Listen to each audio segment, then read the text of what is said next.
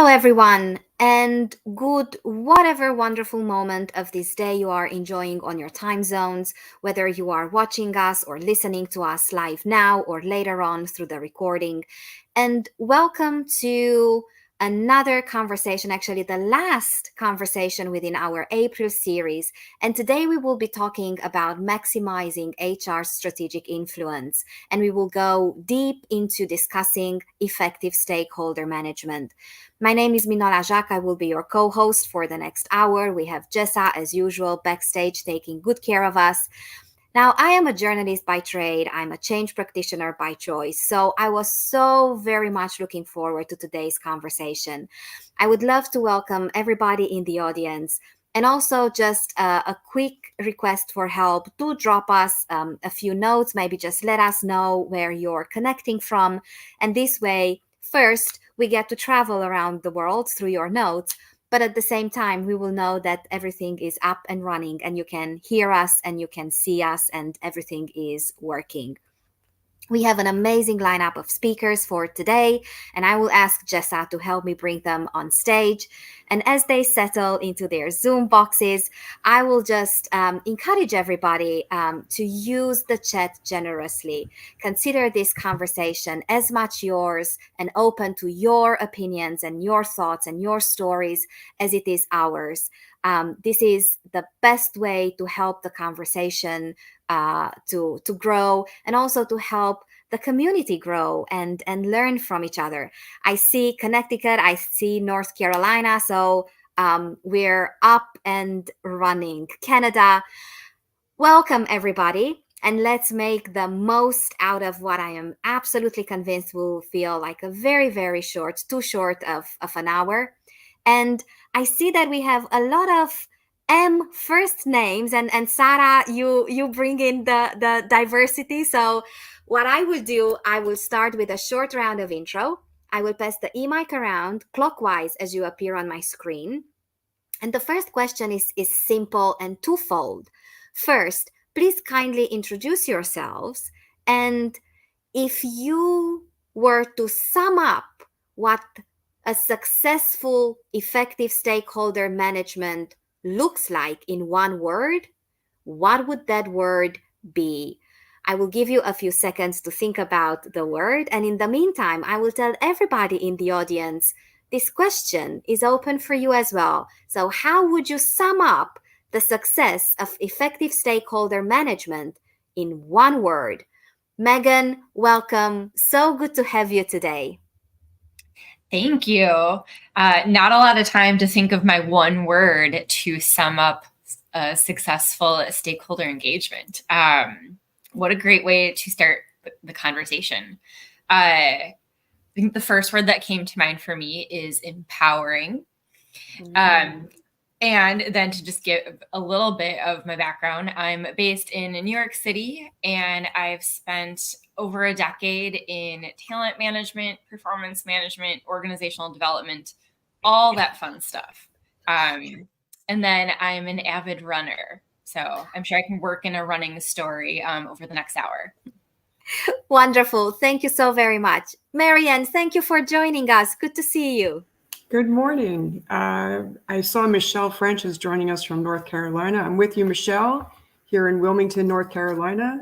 We moved here from New Jersey 4 years ago, fell in love with it, and are delighted to be here in this area.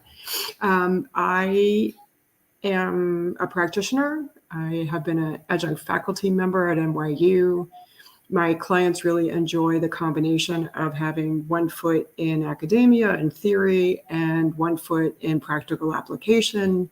And I do think that is a contributor to effective stakeholder management, is having that credibility. Was one of the key words that came up for me as you were describing that, Manola. My business is C3 Talent Strategies, and we do deliver leadership experiences to help people really realize their full potential and be the most effective leaders they can be their best selves. I do executive coaching, and I also do some HR strategy work. Thank you. Melissa, good to see you. It's been too long since we shared a conversation. Yeah, great to see you as well, and to my fellow presenters also. So my name is Melissa Moore. I am based in Portland, Oregon. I don't see any Oregon people on there yet, but hoping you all come through. I am a an HR practitioner, so I've been in HR leadership roles for the last 15 plus years, and my focus and my passion is really around talent management. So whether that's talent acquisition or talent development, all of the organizational aspects of really creating an amazing culture. That's my jam. And so excited to be here and talk about this conversation, because so much of the work that we do every day as HR practitioners is really about our success as in managing our stakeholders. And so the one word that comes to mind for me is alignment. And if you have that strong alignment throughout the business, then you should be able to be successful in achieving your goals in stakeholder management. Thank you.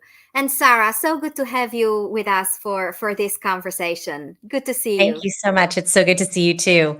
So a little bit about myself. I am an HR practitioner and a communications practitioner. My background is in both.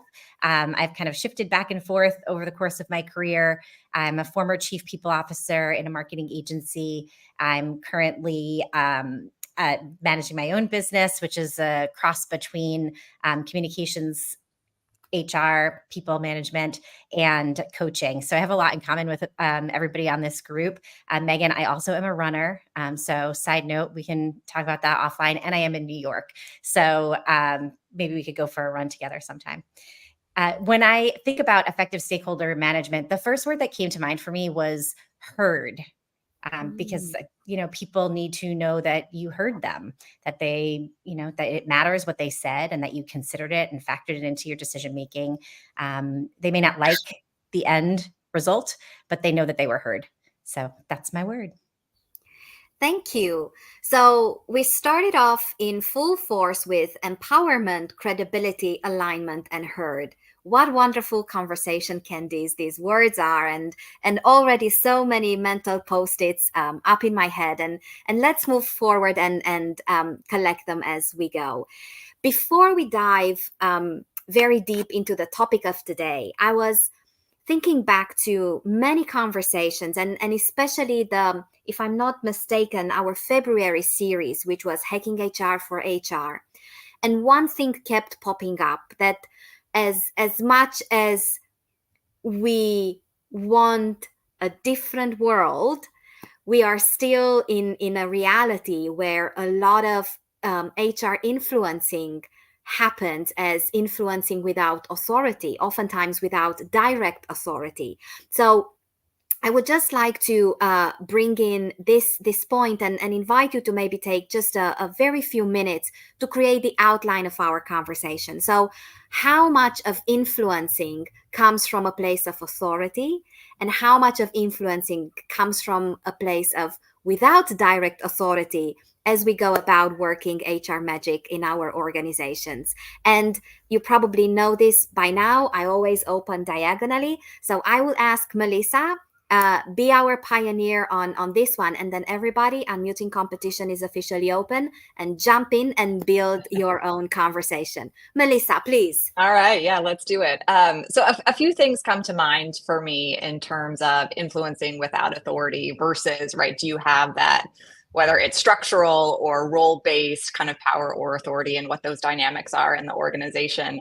And I think that success, right, is going to be really dependent on your influencing without authority skill set. And the reason I say that is that so much of what you do is going to be based on relationships. So how much trust do you have in the organization? How are you leveraging your network? Who are your advocates within the organization? And in order to really leverage that and make sure that you get that strong alignment that I was talking about earlier, it's going to be largely based on relationships that you have within the organization, how much you've invested in them versus the power structure that may be in place within your organization. And so how you do that is going to be dependent on the culture within your organization, but things like influencing through your expertise or your knowledge, or just taking time to build relationships throughout the organization as you start to try to influence and achieve your goals. So to me, more on the relationship side than kind of the hierarchy side. Thank you, Melissa. Sarah. I wanted to just chime in about this because I was recalling, I can't cite the research, but I was recalling some research from long ago in my career. And we were looking at some network analysis and organizational network analysis and seeing the roles that different people play within a business. And I think without a doubt, you can be an influencer without having the authority. I think that that's, proven. And I think a lot of that is owning that influence and knowing that you do have the power to influence people around you in any functional area that you're in, but particularly within HR. I think you have to have that mindset and ownership of your influence and then look at the ways that that can manifest. I definitely agree with Melissa on the relationship component of that and the skills that you have as a communicator, as a relationship builder, as a negotiator, as a mediator, a support system. There's so many different skills that we bring to the table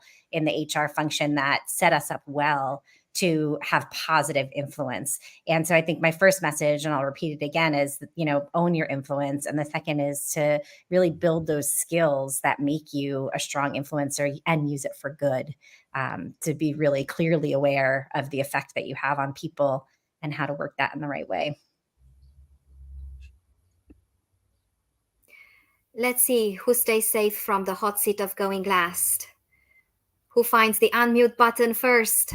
Otherwise, no pressure. Marianne. I'll jump in because, Sarah, I'm also a fan of organizational network analysis. And I don't know if Rob Cross was the person you were thinking of, but he's one of my favorites in that space. He actually did some work with Jessica Methot at Rutgers when we were faculty together there in HR.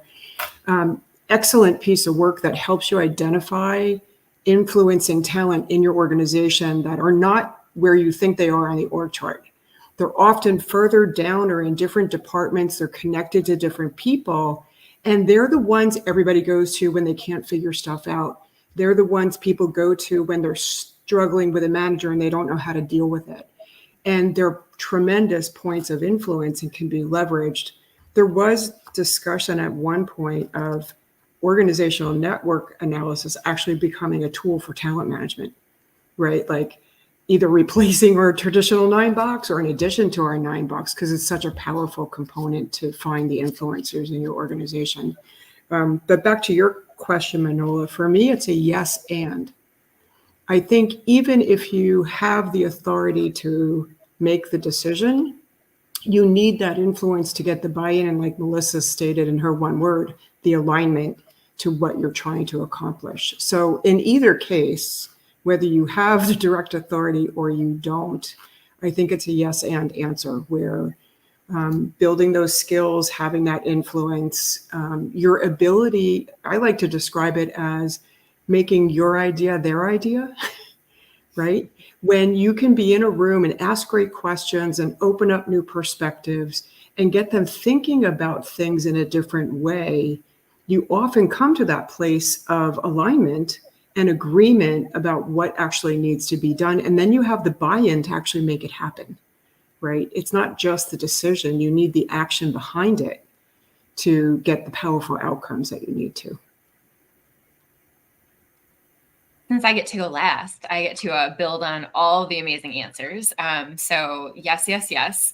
And also just to highlight, there's that quote around people don't care how much you know until they know how much you care. And so that really just underpins the importance of building the relationships and understanding what are the business priorities, what matters to the leaders that you're working with. So then you're able to highlight how the work that you lead and support can make their work even better. And then all of that is also just underpinned by having the self-awareness around like, what is your unique influence style? Like, what is it about you in how you're connecting with others or how you're building relationships that, to really use to your advantage. Building on all the insights that you already shared, how would you describe the stakeholder environment inside an organization? What is the stakeholder landscape? If we look at it through the lens of HR, where should HR look for key stakeholders, and how to really make sense of the stakeholder environment in an organization? And Sarah, please lead us into this one. The first word that came to mind when you asked the question, which is not an answer to your question, but it's just the thing that popped in my mind, was, I think you said something like, how would you describe the landscape? And I thought fraud. That was the first word that came to mind. And then I said, oh wait, no, that's not the direction that we want to take this. But I think that, thinking about the role of HR, I'm always thinking about our role as a connector. And who are we connecting? So we certainly have to be looking at our stakeholders within the organization and the different employee populations that we have, the different leadership populations that we have, the different geographical locations that we are in, and the nuances that come from role and location and tenure and, all of that. There's so many different ways that you can slice it. And then that's our inner core, but then we have to kind of expand out and really be mindful of the stakeholders that the business has as a whole. So our external stakeholders and what's driving the business. And that's something that I think we need to really be thinking about. Who are those people? Who are those groups? What drives them? How is that influencing our internal stakeholders so that we can be better connectors and better explainers and unifiers within the organization? And therefore it becomes fraught at times. Yeah. Who wants to jump in? Marianne, do you want to build on this? Sure. And I would actually flip your question. For me, it's not about how HR sees the stakeholders. It's about what the business needs. And I always start with examining the business strategy and understanding where you're trying to take the organization and working my way through the stakeholders that are aligned to that. And maybe I'm a little different thinker, but I don't think all stakeholders are created equal. There are some really key drivers to achieving your strategy, and it cascades down from there. And part of that belief for me is, I don't think your CPO, your CHR is the only influencer. They certainly lead the function and they're part of your executive team, and they should be considered an executive member of the senior team. But everybody in HR carries influence, right? We are in the field, we are in the business, we are interacting with our stakeholders every day. And having a team in HR that's empowered to influence and lead the way, I think, is a critical part of the equation. Thank you. Elisa.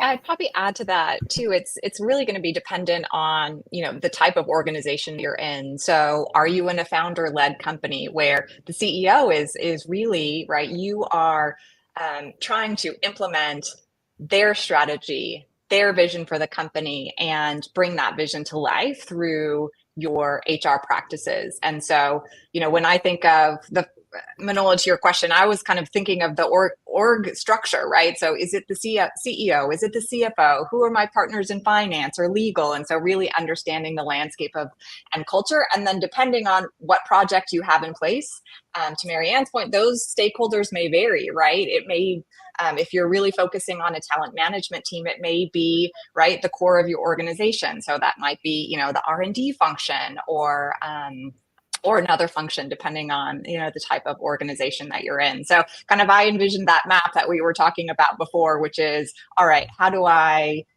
point to the different relationships that I need to build? Who are the people I need to influence depending on the circumstances, always with, the CEO and the culture of the company in mind as that kind of guiding force for what you're trying to achieve.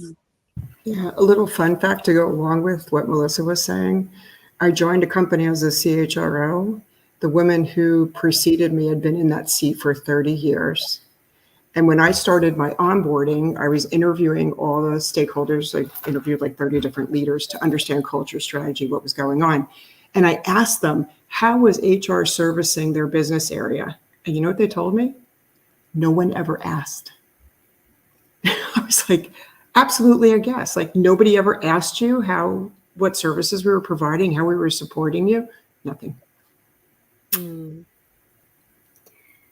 Thank you. Megan. I like how Melissa articulated it, because honestly, that was where my brain went as well, in terms of, well, what am I working on? Like, what's the project that I'm leading? Who needs to be involved? Who has opinions?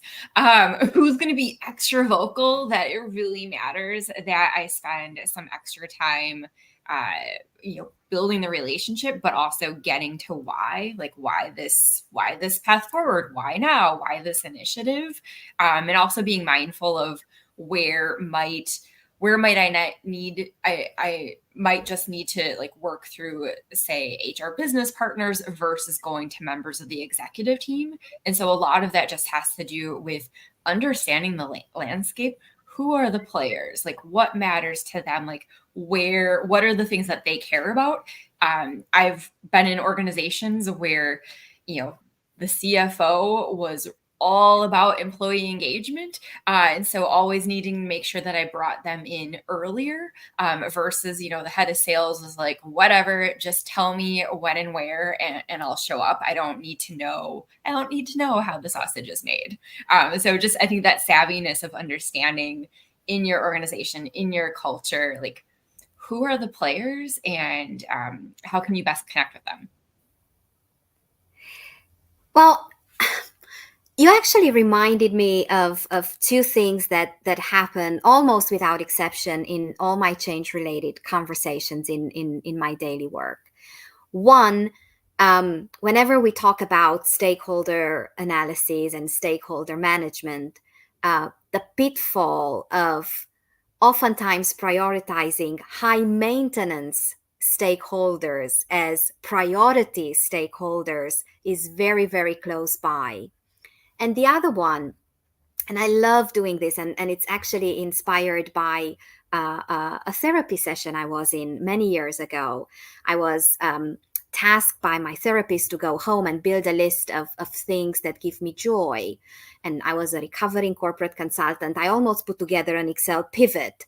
So I went back and I, told her what was going on through my mind. And 40 minutes of silence later, she was like, how long does this list need to get before you list yourself? And that was such a powerful question. And I always use it in my stakeholder management workshops. When I work with teams, I let them build a list and then I ask them back, how long does this list need to get before you list your own selves? And because all of you mentioned powerful questions, I would love to take a couple of minutes and just ask each of you, do you have maybe a signature question, or do you have something in your toolbox that triggers particularly meaningful and different conversations about stakeholders? And Marianne, please go first for this one. Oh, sure. Wow. And that was a beautiful story you shared there, Manila. What a powerful way to help people open up and see things differently and shift their perspective. I agree with you. I think questions are the main path that help us get there. I like to ask open-ended questions so you get them talking, right? I'd like to think of it like an interview. If I'm doing all the talking, you're missing it, right? Like, you really have to ask questions that invite them to contribute and tell you how they're feeling, what's in their way, what are they thinking about in terms of solutions and things like that. But I think my absolute favorite question is what's possible? And that's exactly the response. And it just makes people think. And I really like the questions that make people stop and think. Yeah, I feel like we started training for the wrap-up mic drop round of answers. This feels awesome. So what's next after what's possible? Megan? I like the basics around like, what does good look like? And something, for example, let's take performance management, right? Like, it's so easy to jump into the, like, how many times a year should we have ratings or no ratings? Who should be involved in making decisions within the tool around bonus and merit? And, like, even before getting there, just kind of starting with, well, if we design all these things, like, what does good look like? How will we know that we have done a good job? Like, why are we doing the thing? So sometimes, my super power questions are just like the really simple ones, like, why are we doing this? And if we do it well, what will it look like? How will we know? Wonderful. I love that one. I was going to say, what does success, what would success look like for you? And kind of unpackaging some of what Marianne said as well. My mind for, what questions to ask or how to approach something is always on, like, what problem are we trying to solve? Do we have a problem, right? Where are we going to focus our time and our energy, given most HR teams have very limited resources? So really, like, what is the problem? What are we trying to solve? Have we answered and, like, really defined the problem? So a lot of the questions would be around, like, really digging into that with your various stakeholders or partners in that. And then, getting to, all right, what does success look like? If this is the problem statement and we've defined what we need to achieve, right, what would a good outcome look like for you? I love all of these questions, and I really love the perspective shifting questions. So absolutely, we need to define where we're going. What is the intent? What does that end state look like and feel like for everyone who's involved? And then I love to ask people to just take a minute to put themselves into the mindset of the people who are affected by whatever it is that we're trying to do. If this is your outcome, this is your intentional end here, this is what we're trying to do. Who is involved and who's affected, and what does it look like from their purview? What does it feel like? How did they accept that or move along that line with you? And then what did you need to do when you can step out of that mindset for a second? What did you need to do to help facilitate that and make that possible? So when you're able to kind of shift and play a little bit and look at things through other people's eyes, or imagine what that might be like without making the assumption, right? Such a fine line. You can't assume what the audience is going to think, but you can allow yourself to use the knowledge and tools that you have about a particular group to be able to step in and think about your position a little bit and how you show up to help make that possible. It warms my heart to see so many advocates for questions are the answers on the screen today. And it's absolutely frustratingly close to the middle of our conversation today. And I remember there was quite a lot of effervescence around skills underlying effective stakeholder management. So let's pick that one back up. And we started scratching the surface of the critical skills and competencies. Now, can we actually go deeper into this slice of the conversation? What are the critical, most meaningful skills for HR professionals going into stakeholder management? And, extra points available for skills that are not automatically and usually associated with stakeholder management. Megan, you so graciously went last on so many rounds. Could you please be the first one? Of course. So I'll kick things off with, of all of the many skills that would help set HR professionals up for success. The first one that comes to mind for me is around business acumen. So really being able to translate the work that we do in HR to the business. Leaders don't care when you go to them and tell them, like, hey, we need to improve engagement in your function or in the company, like, it doesn't matter. But if you connect it back to, if we take actions on these three things, this will tie to our engagement, which will decrease our turnover and tie to higher Glassdoor ratings where people are saying that we're an amazing place to work. And so really being able to connect those dots to what's going on in the business and why does our work or the programs that we lead or our initiatives, how does it help influence and make things better? So business acumen, that's my skill. Thank you. The list is now open. Sarah.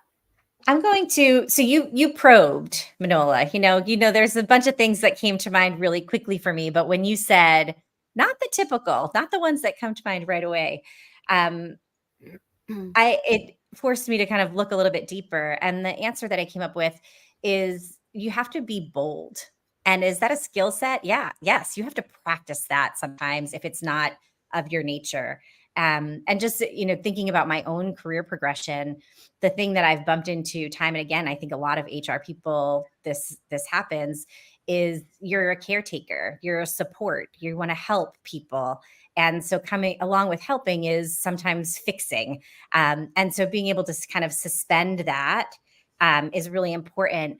But it's not necessarily boldness is not the characteristic that comes naturally when that's your norm. And to be successful in stakeholder management, you do need to be bold. You have to say the things that other people won't say. You either need to represent a group that won't say the thing, or you need to be really clear with your executive leadership team what the reality is versus what their belief of what the reality is. And that takes a certain level of confidence, of boldness, of pushing yourself outside your comfort zone and being willing to say the thing that other people won't necessarily say sometimes. Melissa, I saw you unmuted. Yeah, so like Megan, I had business acumen as the first skill. I would say the other thing, and just kind of building off of it, this is typical, but sometimes a missed opportunity is, empathy. Like if you don't fully understand what's happening across the organization, you're going to have a hard time being impactful. One of the pitfalls that I've seen throughout my career is that HR work sometimes gets done in a silo. And instead of designing for the organization, you're designing for like what you think would be the best outcome or the best performance management system, as Megan was talking about. And you haven't involved the key people that you're working with. And so really understanding, getting to that needs analysis and having empathy and kind of getting out of your own head around what you think is the best practice or what you think works in other organizations, to me is really key. So it's kind of tying that empathy and that listening and getting out there and talking to the people that, you should be building with, you should be co-designing with your organization rather than designing within your own team.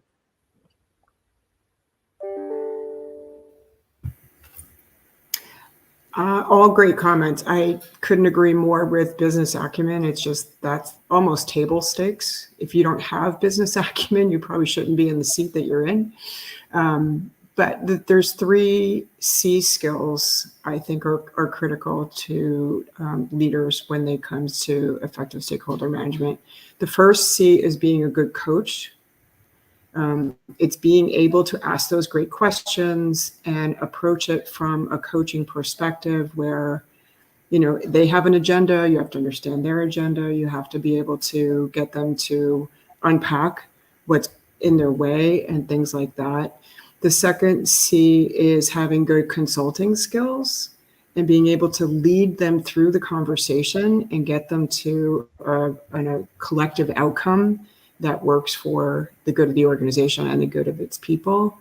And the last one, I don't know if this Manola fits in your uncommon category or not, but I think it's change leadership. Because everything that we do, everything we're trying to influence brings change. And leaders become resistant to change. They have barriers around change. Trying to get the employees to follow along with the change is all wrapped around having that strategic voice of influence and how you manage your stakeholders. And so I don't think there's anything we do in HR that doesn't have a change element to it. Everything we touch has some form of change, and our ability to be a really good change leader and help people get through that, not just the change management side, right? Not just the project plan, but how do you get their mindset to the right place? How do you help them remove their own emotional barriers that are preventing them from doing what they need to do. Mm. Can I add one more, Manola? Of course. This is very specific. So I just, as everyone was talking, and it's something, Melissa, that you said, and Marianne, even a little bit, really all of you. One of the things that has helped me a lot with stakeholder management has been learning design thinking methodology and that kind of encapsulates all of the different skills that this group has talked about. But really, if you have not had that experience, even just to go through a few workshops and understand the approach and thinking that it takes to be critical about the business objective and outcome and who's involved and what their perspective is and how do you draw that out from them, and then how do you kind of design a prototype and test it and then evolve it based on feedback. I mean, I think there's just a lot of really beautiful things about that approach that can really be effective here. That's a great call out, Sarah. Really perfect. Absolutely right.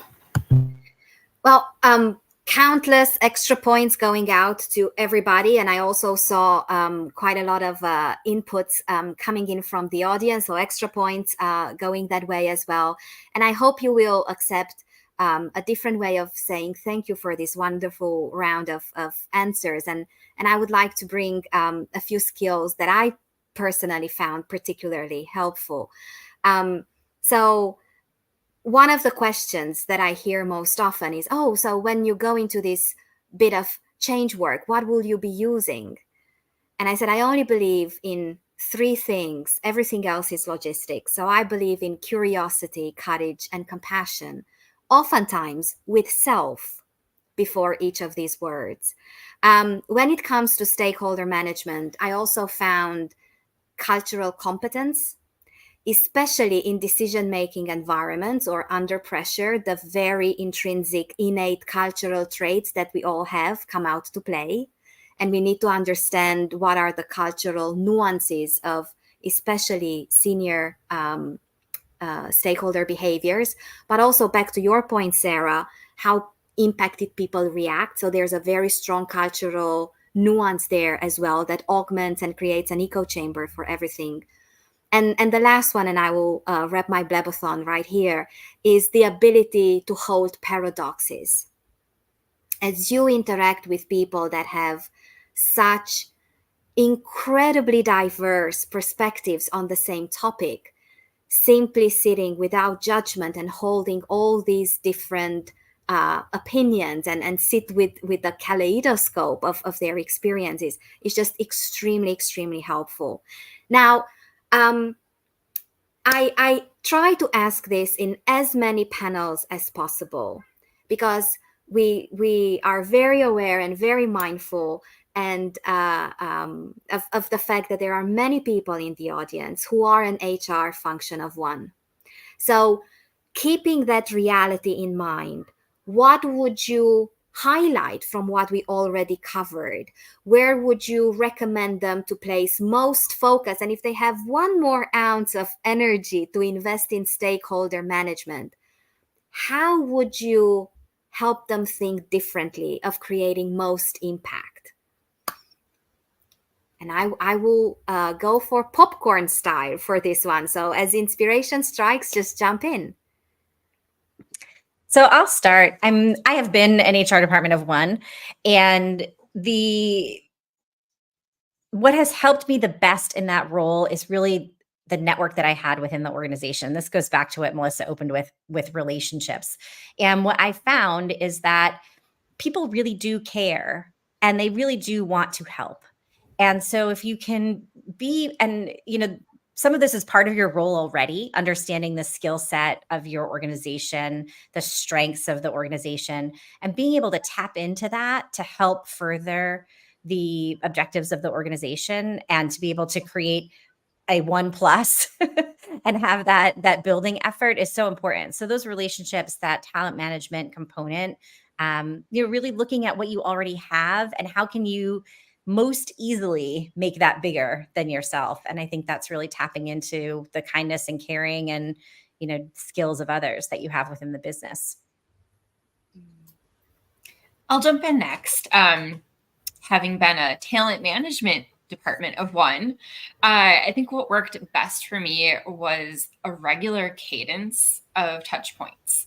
And so just understanding of all of the business leaders who wanted and needed and frankly benefited from regular touch points versus who maybe I only met with quarterly. And so, that gave the opportunity of like, here's what's going on. Here's what's going on with engagement or leadership development or performance, and using those opportunities, to pulse check the work that I was doing with what was going on in those teams and those functions, and having those sounding boards, like things such as like, hey, next month we're going to announce this big change. Like, I'd really love, could you be an advocate? What questions do you have? Like, what things should I consider before rolling it out to the masses? And so just looking at, with the relationships developed, what's the cadence that's needed to continue to, kind of be in each other's world, if you will. I see we're settling into a pattern here. So we go, Melissa, I saw you unmuted, and then we will wrap it up with Marianne. All right, sounds good. Yeah, so great comment so far. The other thing that I would add is if you are a team of one, you're going to need to prioritize, right? You have so many competing interests. So really mapping out, for the year, for the quarter, whatever time period that you're going to be, what are you tackling now? What's most critical, so that you don't feel like you're going to be in a position of like, I've overpromised and underdelivered. And so how do you really prioritize and get ruthless about what you can do, what you can deliver? And to Sarah's point, right, who's going to help you co-design? So early on in the role that I'm in now in my current company, when we were just starting, I worked so closely with the CFO on designing the performance management, helping understand what our compensation philosophy was going to be, right? And it's because I needed those partners to really help me and to get that work done. So for me, prioritization is going to be key if you are a small team. Yep, I would agree. Great discussion about this topic because it's not easy, right? This is one of the most challenging things for, whether you're in a startup organization or sometimes organizations are late to the game in installing an HR function and they bring one person in to kind of lead the way and show me what it can be. And in addition to all the great comments that were already said, two things I would add. One is dovetail off of what Melissa was just talking about is building the partnerships. You cannot go it alone. You may be the only one, but you cannot go it alone. You have to find the people in the org who are passionate, who can help you, who are willing to roll their sleeves up and do some work with you. And the last thing for that individual is you have to get oxygen for yourself. So find free resources you can tap into and utilize. Look to those external places that will be willing to help you. One of the great things I've found is tapping into my own network outside of the company. People who are willing to, just be a thought partner, because that's the other problem when it's just you is like, who do I even talk to, right? Like there's nobody there to turn and have a confidant really other than your business partners. So tapping into your network, building those partnerships and really finding oxygen for yourself after you prioritize. Keep yourself on that priority list. Like you were talking about, Manola, when does it matter for you? Keeping yourself on that list. It's like the old flight attendants, right? When the oxygen mask drops, you have to give it to yourself first. Otherwise, you can't help anybody else, especially when you're the only one there.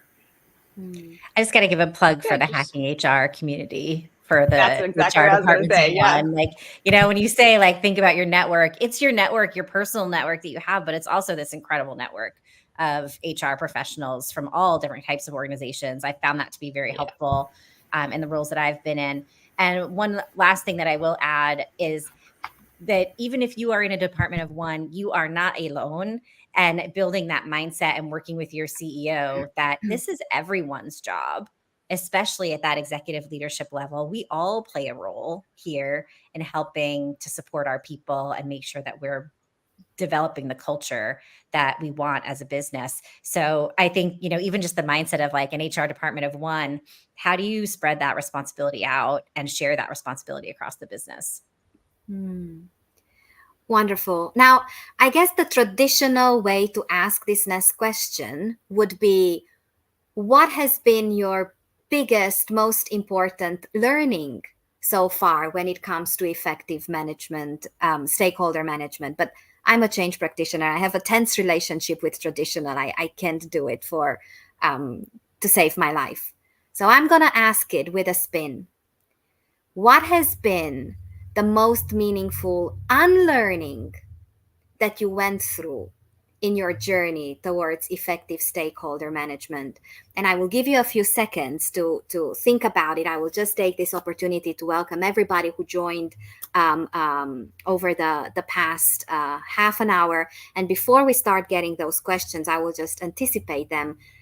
You will be able to see the recording and enjoy it again, or even recommend it, either through the same link in a bit of a time. You will get the recording exactly on the same link as the live, or just go and visit us at hackinghrlab.io. Now, advertising over. Unlearning, the biggest unlearning. I'll jump in. Yeah, let's do Marianne and Melissa this time. Okay. Marianne. I think the biggest unlearning for me, and actually was the impetus to building one of those C skills that I mentioned earlier around change leadership, was build it and they will come.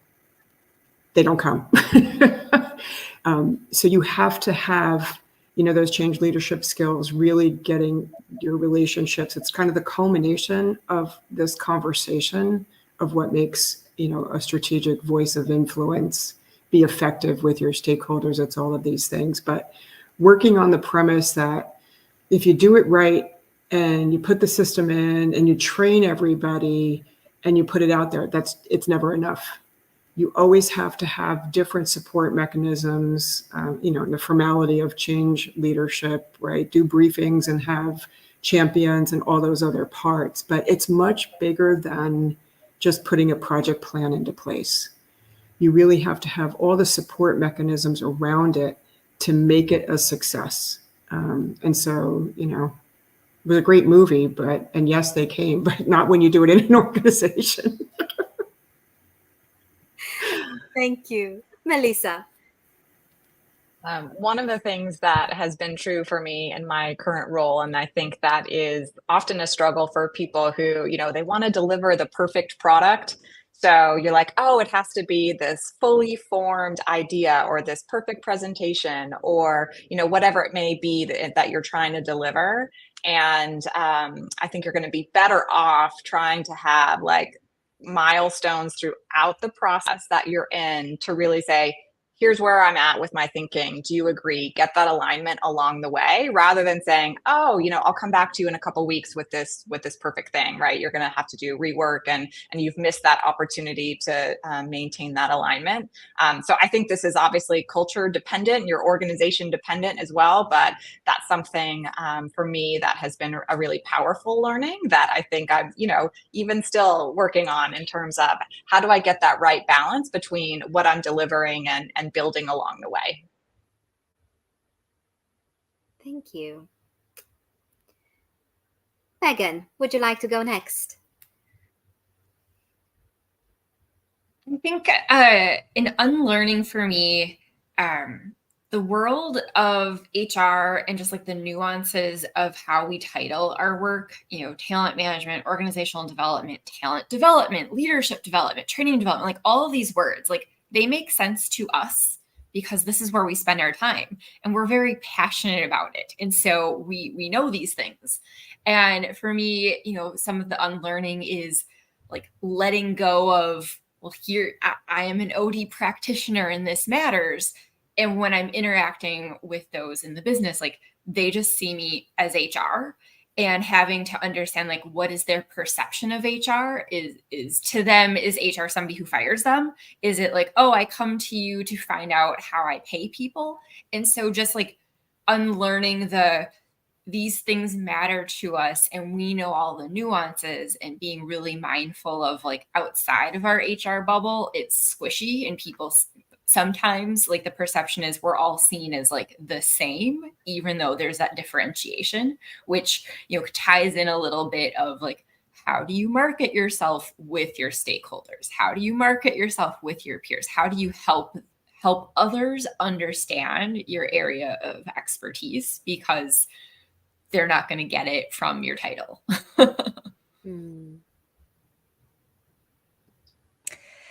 So this was a hard question for me, because my nature is to look inward. And so my personal answer, and I do think it is relevant on a broader scale, but having to unlearn knowledge and control, we don't know what is going to happen. And, I think we know that, when I say it, everyone's like, yeah, of course, we don't know what's going to happen. But you think you set yourself up, you your business up, the business leaders feel that they've got their arms around everything. They think they know what's going to happen or how they can help shift and shape. But there's a lot of unknown in there that's going to influence what happens. And not underestimating that, I think, is an unlearning, is just being aware of what we don't know, that is right around the corner. Yeah. One of my biggest struggles has been understanding that how stakeholders react at any given moment in time is not necessarily a direct assessment and judgment of the quality of my work, and is not a directly proportionate reaction to me. Yeah. So you could do everything right. And you don't know what the reaction will be. I also think stakeholder management is such an interesting, there's so much behind the science of it, and how, the process of it, the mechanism, and, you could do all of that. And there's a curveball in there, because just because you understood the landscape doesn't mean that that's exactly what it's going to be, with all the circumstances being what they are at that particular moment in time. And so, you got to be ready for anything. Now, with 8 minutes left to go, I feel like we could have gone on for at least 2 more hours, if not 8 more hours.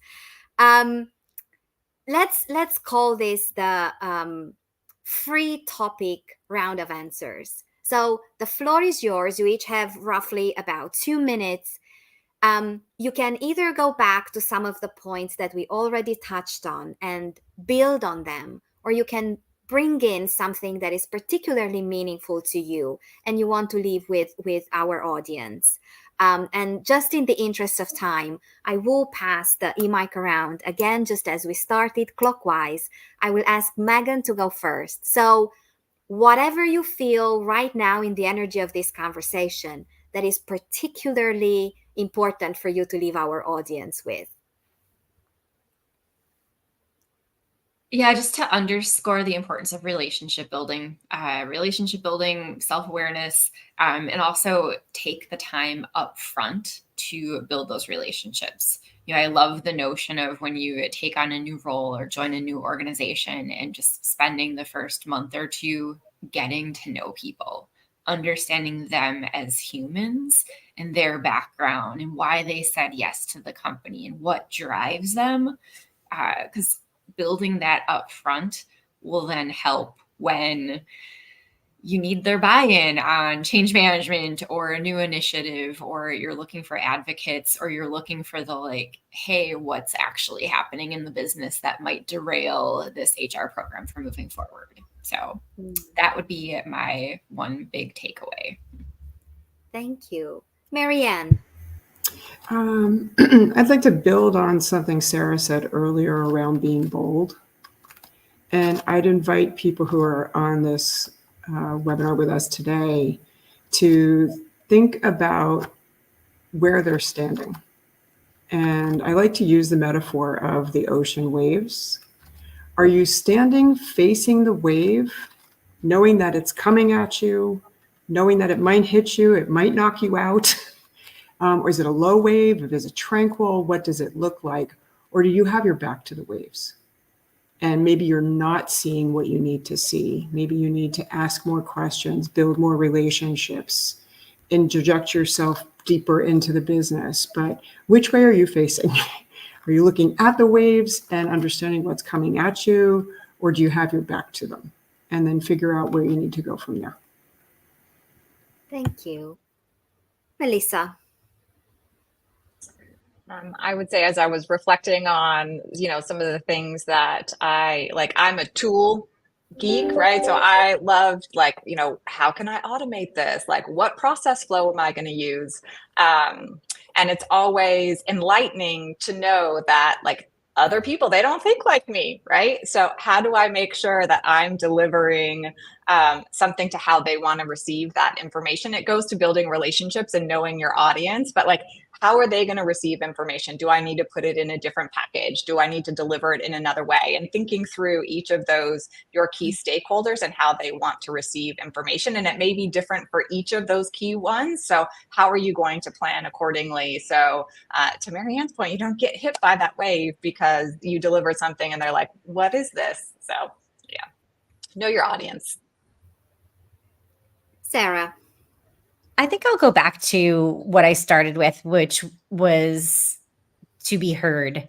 And to really be thinking about around yourself, the audiences that are involved, the stakeholders that are involved. Have you heard them? How have you heard them? How do you know you've heard them? In what ways have you heard them?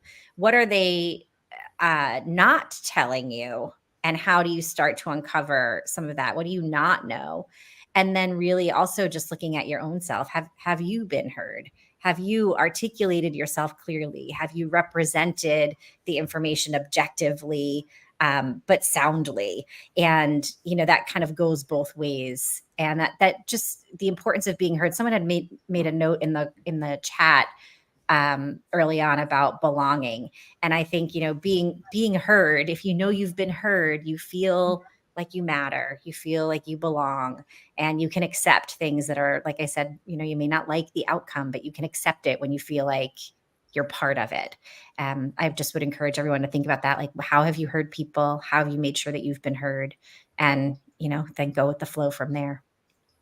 Yeah. Thank you all so very much. And Sarah, the point that you just made, last week we had a conversation on building psychologically safe workplaces. And someone in the audience dropped such an amazing comment.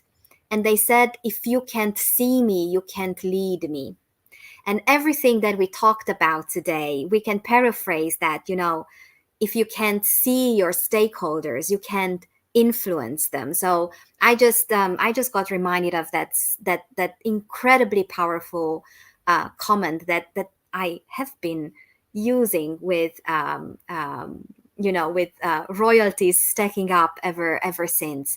Now, I do want to say a wholehearted thank you to Megan, Marianne, Melissa, and Sarah. You have constantly proven me wrong over this past hour. After each round of answers, I was like, this is as good as it gets. It cannot get any better. And with every single insight, you were just, nah, Minola, you maybe, you judged us too soon. So thank you for an amazing hour. I am sure that for people in the audience, it felt inspiring, it felt validating. In many ways, I believe it also felt healing. So thank you for taking the time and the generosity of sharing and being here. Just a big thank you to everybody who's been with us throughout the April series, either this one or the Inclusive Workplace series. And a kind reminder to everybody that tomorrow we start the Mental Health Month. And just take care of yourselves first before you take care of everybody around you, be it at work or in life. And for everyone who wants to have an interesting, inspiring read, check out the 7 types of rest and make sure that you mix and match amongst them. And something that I put in my book, one thing that I learned is that stopping is just as meaningful as starting, and it should be just as intentional. So, Megan, Marianne, Melissa, and Sarah, thank you for being here. Thank you, everybody in the audience, for being here. Jessa and Enrique, thank you for the space. And thank you, Manola, for being a great moderator. Yeah. Well done and greatly appreciated. Nice to meet you all. Likewise. Thank you. Bye. Bye. Bye, everybody.